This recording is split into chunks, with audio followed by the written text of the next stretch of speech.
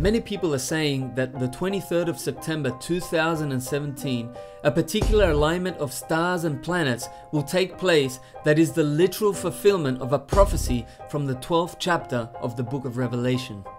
In this video, I will refute those declarations and show you that the alignment of stars and planets on the 23rd of September 2017 is not and cannot be the literal fulfillment of Revelation 12 prophecy. And I will use the same program that they use called Stellarium to show you that their declarations are false.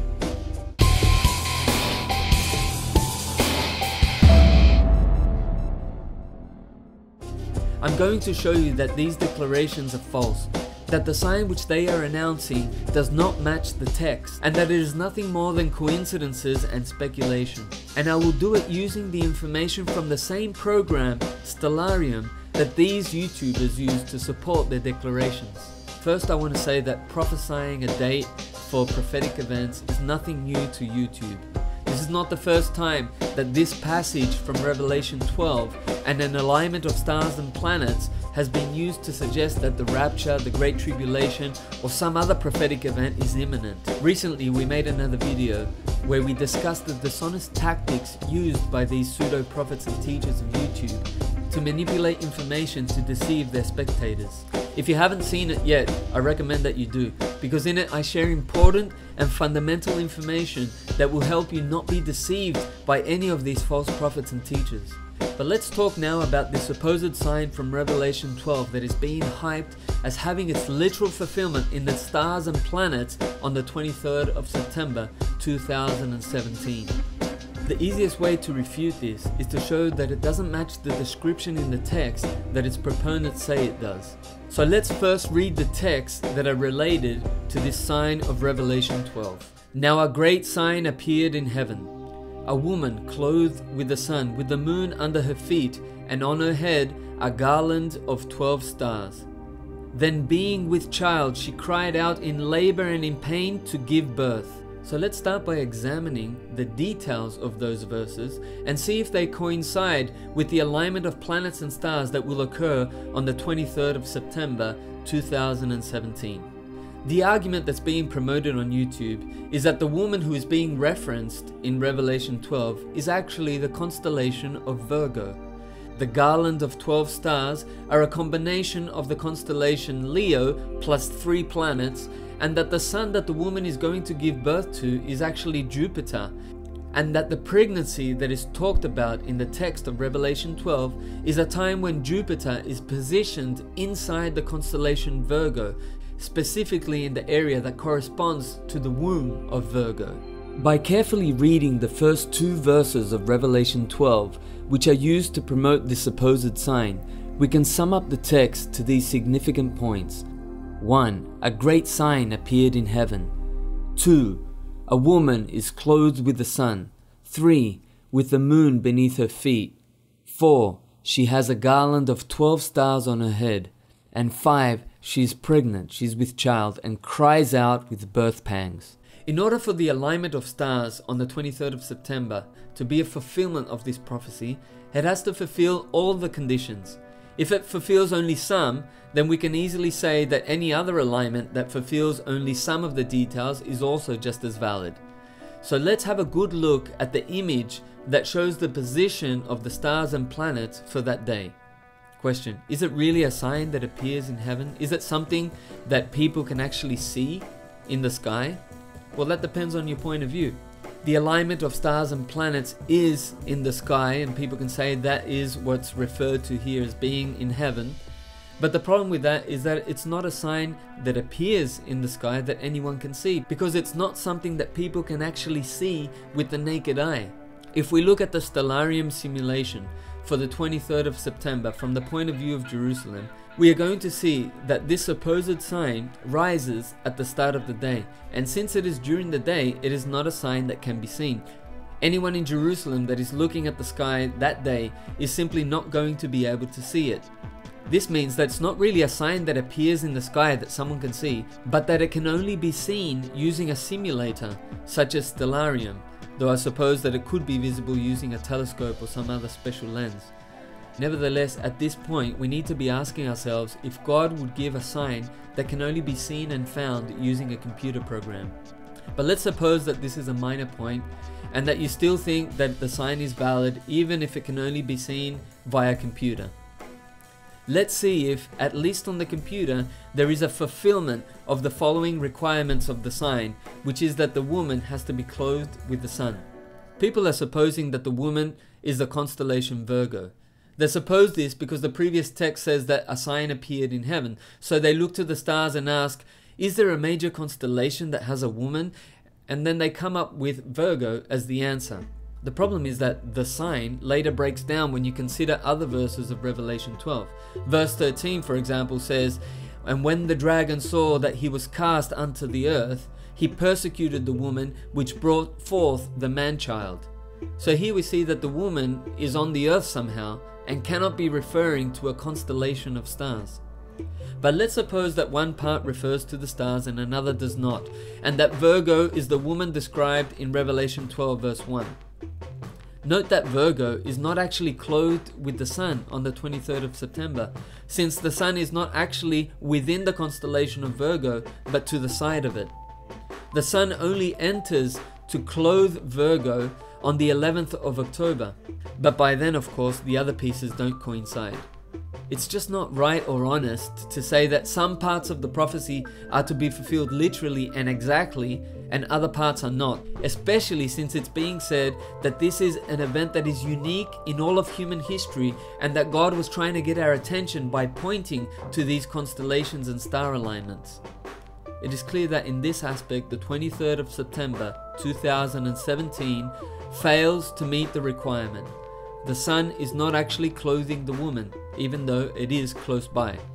So let's continue with the other parts of the sign. It says that the moon has to be under her feet. Okay, so here we see a moon under her feet, and so that part is fulfilled. It should be noted though, that this is not a rare or unique event. Virgo can be found clothed with the sun, with the moon under her feet every year, as we have said in another video, and as you can see in these dates shown here on screen. So it is not a unique event in all of history. It is pretty much commonplace. Now the fourth point is that there needs to be a crown of 12 stars on her head. Now the proponents of the 23rd of September 2017 sign say that the constellation of Leo has only 9 stars, and given that Leo is always present some distance above the head of Virgo, these 9 stars plus 3 planets, Mercury, Venus and Mars, form the 12 stars of the crown of Virgo. Here we run into quite a few problems. The first problem is supposing that the constellation Leo could form part of the crown. It's not logical to think that the prophecy makes reference to one of the signs of the zodiac, Virgo or the woman, and yet at the same time cancels out Leo as its own constellation, and that all of a sudden the entire constellation of Leo starts to function as part of a crown for Virgo when it doesn't even resemble a crown. And apart from that, it's not exactly clear how many stars can be counted in the constellation Leo.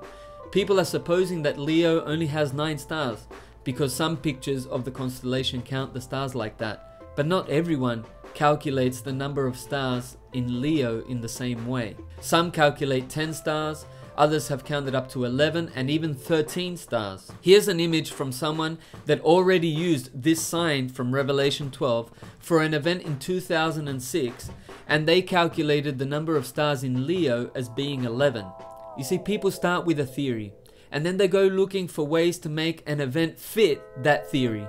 If they need Leo to have 9 stars, they'll say it has 9 stars. If it needs to have 11, they'll say it has 11.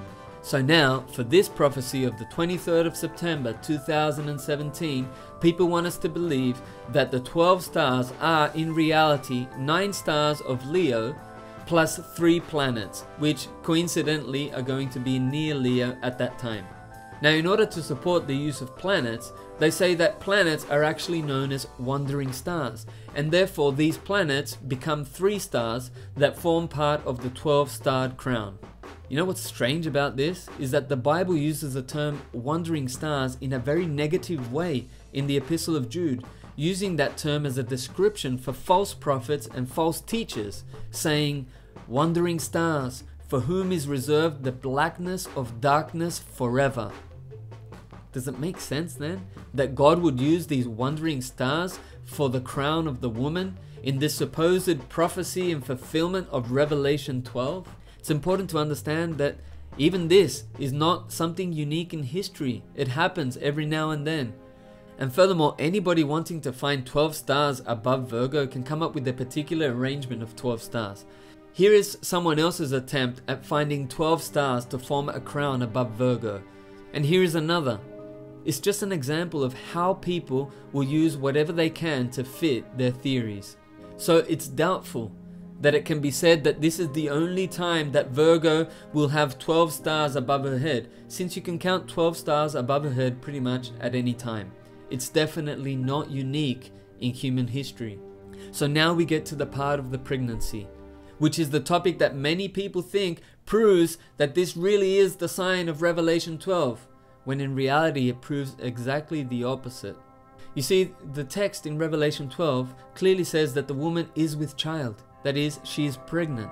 She's in pain with birth pangs. She's about to give birth. So for this, the pseudo-prophets of YouTube say that the pregnancy is related to Jupiter, having entered the womb of Virgo on the 20th of November, and that Jupiter is somehow in Virgo's womb for 9 months. Wow, it's a sign of pregnancy. The date of the 20th of November that they use comes from the fact that Jupiter, which they say represents the Messiah, crosses an imaginary line into the body or womb of Virgo. But if you use the same program, Stellarium, that these people are using to prove this, you're going to see that this baby also comes out of the woman on the 20th of May, but then moves back into the womb on the 12th of July. That means that the baby was out of the womb for at least 2 months. And where do they get the idea that Jupiter represents the Messiah or represents Jesus? That doesn't even make sense from a Greek mythological point of view, and even if it did, ascribing divinity to planets and stars is a pagan practice. It's astrology, which is clearly forbidden in the Bible. But if people are going to argue that being inside of Virgo is equal to being pregnant, then we also have to argue that once Jupiter is outside of Virgo, the pregnancy has failed. Now, even if you overlook that important detail, it can't be denied, with the same reasoning that is used to show that the woman is pregnant, that it can be seen that Jupiter completely leaves the womb of Virgo, so to speak, on the 10th of September. That means that the celestial baby is apparently born at that time. There would need to be an event that is being pointed to at that time. But of course you have the problem that on that day the moon isn't at her feet and the sun isn't clothing her, so they just dismiss that day altogether. But since we are looking at the 23rd of September 2017, the supposed fulfillment of Revelation 12, you can clearly see that on that day, Virgo is no longer pregnant. Therefore it cannot be a fulfillment of Revelation 12 because the woman is no longer about to give birth while being dressed by the sun and with the moon at her feet, as the text from Revelation 12 says. The final description of Revelation 12 is that the woman cries out with birth pangs. And we can see that once we get to the 23rd of September, there is nothing in the stars that gives sense to the text, since Jupiter has already left the womb of Virgo. So looking at all the evidence, it's clear to me that the 23rd of September this year, 2017, is not the literal fulfillment of Revelation 12 because it does not fulfill the requirements of the text. Number one, it's not a sign that anyone can observe in the sky with the naked eye. It requires the use of a computer. Number two, the sun is not actually clothing the woman. Number three, the moon under the feet of Virgo is not a unique event, not even when the sun clothes Virgo, it happens every year. Number four, it doesn't make any sense to cancel out the constellation of Leo, to borrow it as part of a crown, and even if you did, 12 stars above Virgo is not a unique or rare event. You can count 12 stars in any number of ways. And number five, Virgo is not actually with child on the 23rd of September. She's not with birth pangs on the 23rd of September. Therefore, it cannot be a literal fulfillment of Revelation 12. But let's suppose that after seeing all this evidence, people still want to see this cosmic event as a great sign. Ask yourself the following question: what is it a sign of? You see, there's nothing in the text of Revelation 12 that tells us that when you see this sign, it means anything in particular. It's all subjective interpretation on part of the merchants of signs and wonders on YouTube. And they can state or even just imply that the sign is heralding just about anything. But of course, once the date has come and gone, they'll look for any event on that day and say that this was the event that the sign was pointing to. And if they can't find anything concrete to tie it to their sign, they'll usually claim that something mysterious has happened on a spiritual plane that nobody can yet observe. Look, I recommend that you watch our other video that exposes the dishonest tactics that are used by these supposed prophets on YouTube that generate fear and use sensationalism to attract views to their videos. If you pay close attention to that and other videos of ours, you won't be so easily fooled every time someone presents a supposed sign that the rapture is imminent, or that some other event that Jesus hasn't warned us already about is going to take place. There are clear signs in the Bible of when certain things will happen, but an alignment of stars and planets is not one of them, at least not in terms of marking a specific event. It's true that we're living in significant times, but we need to remember that one of the principal lessons that Jesus communicated to us about the end times is that there would be many false prophets and false teachers trying to deceive us with signs and wonders.